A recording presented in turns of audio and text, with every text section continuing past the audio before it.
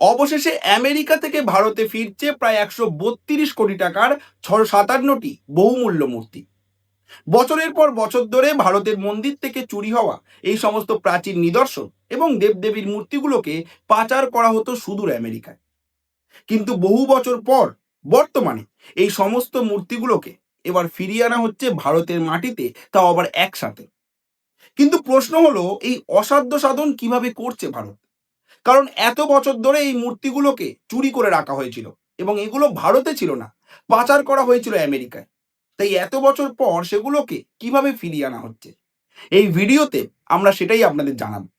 পাশাপাশি এটাও জানাবো যে কারা এই মূর্তিগুলো চুরি করেছিল এবং কিভাবে এগুলো আমেরিকায় পাচার করেছিল। তাই আমাদের সাথে থাকুন। আর যদি আপনি এই চ্যানেলে নতুন হন, তাহলে অবশ্যই আমাদের সাবস্ক্রাইব করতে ভুলবেন না। চলুন শুরু করা যাক। ভিডিও শুরুতেই আপনাদের জানিয়ে দেব, সম্প্রতি আমেরিকা যুক্তরাষ্ট্রের তরফ থেকে ঘোষণা করা হয়েছে ভারতের চুরি যাওয়া ৬৫৭টি প্রাচীন শিল্পকর্ম এবার ভারতে ফিরিয়ে দেওয়া হবে। এই সমস্ত শিল্পকর্মের মোট মূল্য প্রায় ১৪ মিলিয়ন মার্কিন ডলার, অর্থাৎ ভারতীয় কারেন্সিতে বলা যায় প্রায় ১৩২ কোটি টাকার সমান। এই সমস্ত যে প্রাচীন শিল্পকর্ম বা নিদর্শনের কথা আমরা বলছি, এর মধ্যে কিন্তু মূলত ছিল দেবদেবীর মূর্তি, প্রাচীন ভাস্কর্য এবং ঐতিহাসিক শিল্পকর্ম। অর্থাৎ এক কথায় বলা যায় এগুলো কিন্তু ভারতের সাংস্কৃতিক ঐতিহ্যের একটা বড় অংশ, যেগুলো এতদিন ভারতে ছিল না, সেগুলো চুরি করে আমেরিকায় পাচার করা হয়েছিল। এবার আপনাদের জানাবো আমেরিকার তরফ থেকে ঠিক কি ঘোষণা করা হয়েছে। আমেরিকার তরফ থেকে ম্যানহাটনের ডিস্ট্রিক্ট অ্যাটর্নি অ্যালভিন ব্র্যাগ, তিনি নিউ ইয়র্কে একটি অনুষ্ঠানে জানিয়েছেন এই সমস্ত জিনিস চুরি করে আমেরিকায় আনা হয়েছিল। আন্তর্জাতিক পাচার চক্র এগুলোকে চুরি করে আমেরিকায় এনেছিল। এখন এগুলো তাদের প্রকৃত জায়গায় ফেরত দেওয়া হবে। এই অনুষ্ঠানে উপস্থিত ছিলেন ভারতের কূটনৈতিক প্রতিনিধিরা। এবার আপনাদের জানিয়ে দেব কিভাবে এই জিনিসগুলো চুরি করা হয়েছিল, কিভাবে এই সমস্ত স্থাপত্যকে, এই সমস্ত শিল্পকর্মকে চুরি করে ভারত থেকে আমেরিকায় পাঠানো হয়েছিল, কারা ছিল এর পেছনে।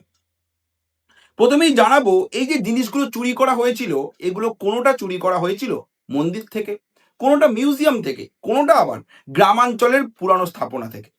এগুলো ধীরে ধীরে সরানো হয়েছে এবং ভুয়ো কাগজপত্র তৈরি করে আন্তর্জাতিক বাজারে বিক্রি করা হয়েছে। সেখান থেকেই এগুলো বড় বড় গ্যালারি এবং সংগ্রাহকদের কাছে পৌঁছে গিয়েছে। এই পুরো চক্র বহু বছর ধরে চলছে। আর তদন্তে যে নাম সামনে এসছে, তার মধ্যে একটি নাম হলো সুভাষ কাপুর এবং আরেকটি হলো ন্যান্সি উইনার। এরা আন্তর্জাতিক পাচার চক্রের সঙ্গে যুক্ত। বিশেষ করে সুভাষ কাপুর, এই যে নাম, এনাকে কিন্তু বলা হয় বিশ্বের অন্যতম বড় আর্ট স্মাগলার। এবার আপনাদের জানাবো, এই যে ৬৫৭টা প্রাচীন শিল্প নিদর্শন ফিরিয়ে দেওয়া হচ্ছে ভারতে, এর মধ্যে কি কি রয়েছে। এর মধ্যে যেমনটা আমরা প্রথমেই বলেছি যে দেবদেবীদের মূর্তি রয়েছে, ঐতিহাসিক শিল্পকর্ম রয়েছে, প্রাচীন ভাস্কর্য রয়েছে, এটা আমরা প্রথমেই বললাম। এছাড়াও কিন্তু রয়েছে বহু মূল্যবান বেশ কয়েকটি জিনিস। সেগুলোর মধ্যে কয়েকটি আমরা এখানে তুলে ধরবো আপনাদের সামনে। জানা গিয়েছে এই সমস্ত কিছুর মধ্যে রয়েছে একটি মূর্তি, যেটি হলো অবলোকিতেশ্বরের ব্রোঞ্জ মূর্তি। এই মূর্তিটিরই দাম কিন্তু শুধুমাত্র ১৯ কোটি টাকা। এটাকে ১৯৫২ সালে রায়পুরের মহন্ত ঘাসিদাস স্মৃতি মিউজিয়ামে রাখা হয়েছিল। এটি ৩০ বছর পর ১৯৮২ সালে এটিকে চুরি করা হয় এবং আমেরিকায় পাচার করে দেওয়া হয় এবং ২০১৪ সালে নিউ ইয়র্কের একটি ব্যক্তিগত সংগ্রহে এটি পৌঁছে যায়। অর্থাৎ আমেরিকায় পাচার করার পর এটাকে একজন কিনে নিজের সংগ্রহে রাখে। অর্থাৎ এই অবলোকিতেশ্বরের যে ব্রোঞ্জ মূর্তি, এটা কিন্তু একটি বিশেষ মূর্তি ভারতের ঐতিহ্যের জন্য, ভারতের সংস্কৃতির জন্য। এরপর আপনাদের জানাবো আরেকটি মূর্তি সম্পর্কে। এটার দাম আবার ৭১ কোটি টাকা। এটা হচ্ছে লাল বেলে পাথরের একটি বুদ্ধ মূর্তি। তদন্তকারীরা জানিয়েছেন যে সুভাষ কাপুর এই যে শিল্পকর্মটি, এটাকে নিউ ইয়র্কে পাচার করেছিলেন এবং পরবর্তীকালে এই মূর্তিটাকে জব্দ করা হয়েছে, অর্থাৎ বাজেয়াপ্ত করা হয়েছে সুভাষ কাপুরেরই একটি গুদাম থেকে। এরপর জানাবো আরো একটি মূর্তি সম্পর্কে এবং এটি হলো বেলে পাথরেরই তৈরি নৃত্যরত একটি গণেশের মূর্তি। এটিরও একটি কাহিনী রয়েছে। এটি ২০০০ সালে সুভাষ কাপুরের সহযোগী রঞ্জিত শান্ত কানোয়ার মধ্যপ্রদেশের একটি মন্দির থেকে লুট করেছিলেন। এরপর এই রঞ্জিত শান্ত কানোয়ার ব্যক্তি এই মূর্তিটিকে নিউ ইয়র্কের একটি গ্যালারির মালিক ডরিস উইনারের কাছে বিক্রি করেন। ডরিস উইনার মারা গেলে তার মেয়ে ন্যান্সি উইনার, যার নাম আমরা একটু আগে বললাম, যিনি এই আন্তর্জাতিক পাচার চক্রের সাথে যুক্ত। ন্যান্সি উইনার 2012 সালে মালিকানার ভুয়ো নথি তৈরি করে এবং খ্রিস্টিস নিউ ইয়র্ক নিলামঘরের মধ্যে এই গণেশ মূর্তিটি বিক্রি করে দেন। একজন ব্যক্তিগত সংগ্রাহক এই মূর্তিটি কিনেছিলেন এবং এই বছরের শুরুতে তা ফেরত দিয়ে দেন।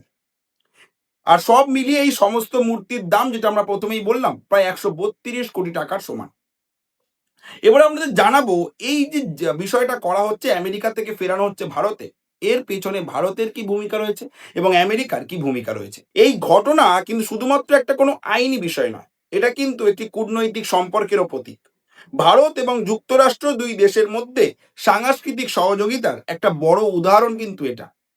অর্থাৎ আমরা গত কয়েকদিনে ট্যারিফ যুদ্ধ হোক কিংবা অপারেশন সিঁদুরের পর আমেরিকার ভুলভাল মন্তব্য হোক কিংবা বর্তমানে আমরা একাধিক কুরুচিকর মন্তব্য রাষ্ট্রপতি ট্রাম্পের থেকে আমরা শুনেছি ভারত সম্পর্কে, কিন্তু এই সব কিছুর মাঝেও এই বিষয়টা কিন্তু একটা বড় বিষয় এবং এটা কিন্তু প্রমাণ করে ভারত এবং আমেরিকার কিন্তু কূটনৈতিক একটা সম্পর্ক রয়েছে এবং সেটা খুব ভালো সম্পর্ক।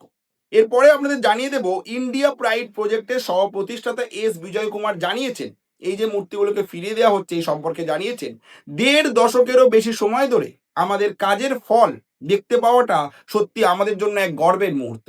অর্থাৎ 1 নয়, 2 নয়, 5 নয়, 10 নয়, 15 বছর ধরে এই প্রচেষ্টা কিন্তু চালানো হচ্ছে মূর্তিগুলোকে ফিরিয়ে আনার আমেরিকা থেকে ভারতে।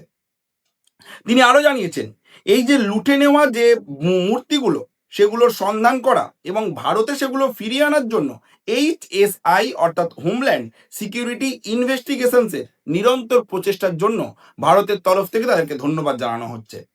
এটি 15 বছর ধরে ভারতীয় শিল্প চোরাচালান বাজারকে সামনে আনা এবং তা ভেঙে দেওয়ার একটা ফল, যে বাজার আমাদের দেবদেবী চুরি করে সুভাষ কাপুর এবং দ্য উইনার্সের মতো ব্যবসায়ীদের মাধ্যমে পশ্চিমে সরবরাহ করে। অর্থাৎ এস বিজয় কুমার একদিকে যেমন আমেরিকা ও ভারতের সম্পর্কের দিকটা উল্লেখ করেছেন এবং এটাও উল্লেখ করেছেন কিভাবে ভারত গত 15 বছর ধরে এগুলো ফিরিয়ে আনার চেষ্টা করছে। সবশেষে জানিয়ে দেবো যে কেন এগুলোকে এখন ফেরত দেওয়া হচ্ছে এত বছর পরে। কারণ এত বছর ধরে তদন্ত চলছিল, ভারতের তরফ থেকে তথ্য হয়তো যাচ্ছিল আমেরিকাতে, কিন্তু আমেরিকার তরফ থেকে তদন্ত চলছিল। সেই তদন্ত শেষ হয়েছে, বর্তমানে প্রমাণ মিলেছে এবং পাচার চক্র ধরা পড়েছে। 2012 সালে কাপুরের বিরুদ্ধে গ্রেপ্তারি পরোয়ানা জারি করা হয়েছিল, অর্থাৎ অ্যারেস্ট ওয়ারেন্ট। 2019 সালে নিউ ইয়র্কে তাকে ও তার 7 সহযোগী অভিযুক্তদের বিরুদ্ধে অভিযোগ দাখিল করা হয়। পাচারের অপরাধে 2022 সালে ভারতের দোষী সাব্যস্ত করা হয় কাপুরকে, তাকে বর্তমানে মার্কিন যুক্তরাষ্ট্রে ফেরানো হবে। সুভাষ কাপুর সম্পর্কিত মামলাগুলো মূলত তামিলনাড়ুর মামলা সবগুলোই, এবং এখানে রয়েছে 5টি মামলা, যেখানে 32টি মূর্তি চুরি সংক্রান্ত মামলা কিন্তু রয়েছে। তার 5 সহযোগী ইতিমধ্যেই দোষী সাব্যস্ত হয়েছে। অর্থাৎ শুধুমাত্র ভারত নয়, আমরা জানলাম যে কিভাবে ভারতের পাশাপাশি অন্যান্য 36টা দেশেও এখনো পর্যন্ত কিন্তু 5,900টি সামগ্রী ফিরিয়ে দেওয়া হয়েছে এবং কিভাবে একাধিক লোক যারা এর সাথে যুক্ত ছিল, একাধিক দোষী, তাদেরকে কিন্তু অভিযুক্ত করা হয়েছে এবং তাদেরকে সাজাও দেওয়া হয়েছে। অর্থাৎ 657টা নিদর্শন কিন্তু ফিরিয়ে আনা হচ্ছে ভারতে। কিন্তু এটাও তো ঠিক, এরকম আরো কত নিদর্শন হয়তো চুরি করে পাচার করা হয়েছে, কোনোগুলো এখনো রয়ে গিয়েছে আমেরিকাতে, কোনোগুলো অন্যান্য দেশের মাটিতে। এবার দেখার বিষয় ভারত কত তাড়াতাড়ি সেগুলোকেও আমাদের দেশে ফিরিয়ে আনতে পারে। এই ঘটনা সম্পর্কে আপনার কি মতামত? ভারতের এই কূটনৈতিক পদক্ষেপ সম্পর্কে, এই কূটনৈতিক সম্পর্কের সম্পর্কে আপনার কি মতামত? কিভাবে কূটনৈতিক বলে ভারত এই অসাধ্য সাধন করে দেখালো, সেই নিয়ে আপনার মতামত অবশ্যই জানাবেন কমেন্ট করে। ধন্যবাদ।